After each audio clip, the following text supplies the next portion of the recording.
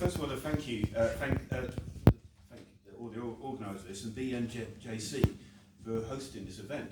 I have to say this is a beautiful building, and I'm really impressed by the facility here. So just want to thank you for hosting us today.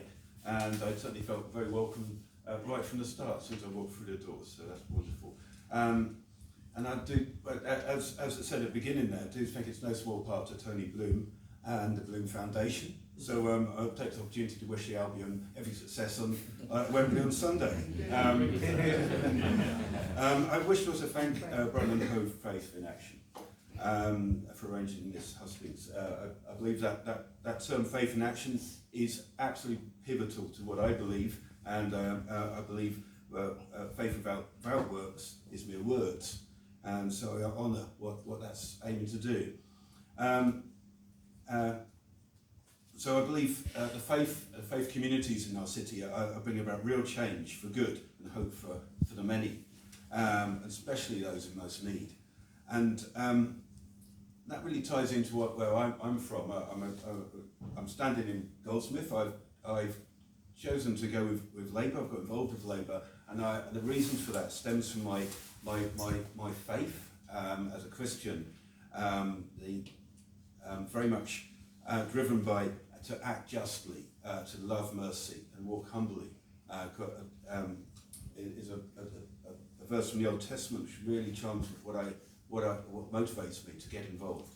And one thing that struck me about being involved with Labour is it really believes in making sure everybody works together. It doesn't leave people behind. It's looking to address inequalities in our society, in our city, and there are very significant inequalities, particularly exacerbated by the pandemic, where we saw divisions and difference between those people that had space in the garden or had IT, and those people that simply had no space and lived in a cramped accommodation and substandard accommodation without IT. And so that's why I've actively pursued getting involved in Labour, because I believe it's the best. And I'm not going to name the little 54 candidates, because I know that everybody who lives in this city will have a candidate, so I'm registered. But one thing that's... 23 candidates. 23 wards. Oh, sorry. Yeah, 54 candidates from Labour are putting themselves forward.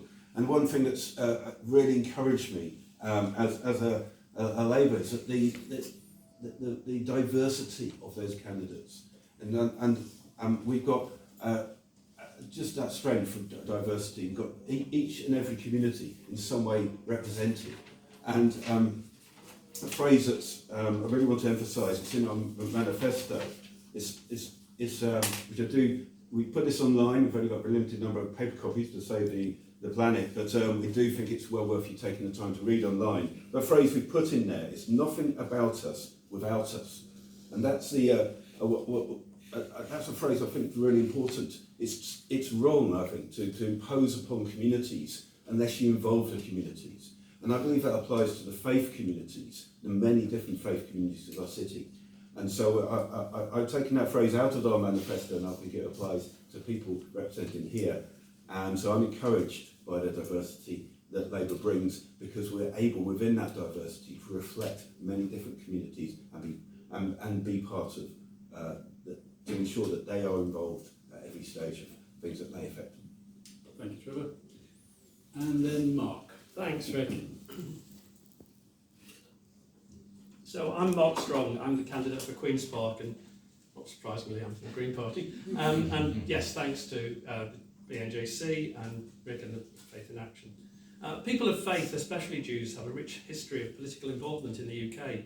It's not been very common in the Green Party until now, but we've got some notable figures. The deputy leader of the Green Party, Zach Polanski, is Jewish, and Elise Benjamin was the first Jewish mayor of Oxford. I grew up in the heart of Jewish Liverpool. I went to a Jewish school. I had a bar mitzvah in Israel. In fact, I brought my kippah, because I didn't know if we'd be in the synagogue. My mother was very active in the community. She was a refugee from the Nazis in Germany. Her grandparents stayed behind, and they were murdered by the Nazis in Theresienstadt and Auschwitz. When my first son was born, I joined the local liberal synagogue, BHPS. It has an ethos of caring and progressiveness, and tikkun olam, which means healing the world in Hebrew. I've been involved with local community and environmental campaigning, well, since I moved to Brighton. And I work as a transport consultant for many UK authorities across the country, not Brighton Hove. It's too much conflict of interest. And I joined the Brighton Hove Holocaust Memorial Day group just before COVID struck. We had a very big, successful event in 2020. And it felt like taking the baton on from my mother. And I took part in the launch of Eco Synagogue, which is itself derived from Eco Church, which is an initiative to get faith groups and faith centres to be more or less damaging to the planet. And when I joined the Green Party, I found the Jewish Greens, and the Jewish Greens have a motto from Hillel, who's one of the Jewish prophets: if I am not for myself, who will be for me? If I am only for myself, who am I? If not now, when? And that's a real good motto for political generally, but particularly for the Green Party. And Jewish Greens provide a very clear Jewish voice, united against anti-Semitism, and we've adopted the IHRA, International Holocaust Remembrance Association, definition of anti-Semitism. But with so many concerns at stake, literally from the future of the world due to climate emergencies, local issues on air quality, small businesses, and of course, as a transport planner, how we get around, there's another rabbinic advice, Rabbi Tarfon, who said, "It is not your duty to finish the work, but neither are you at liberty to neglect it." So if Greens are elected, you will see action. You'll see more action on climate change, on social issues, on the economy, on housing, a better outcome for the city and my ward in particular. But I will come at it from the perspective of being a Jew, being the son of a refugee. And finally, I'm going to leave you some Hebrew words because I think it's appropriate. And it's Isaiah. And you will be called the repairer of broken walls and the restorer of streets to live in, which I think is a great political motto. Thank you, Mark. That's great.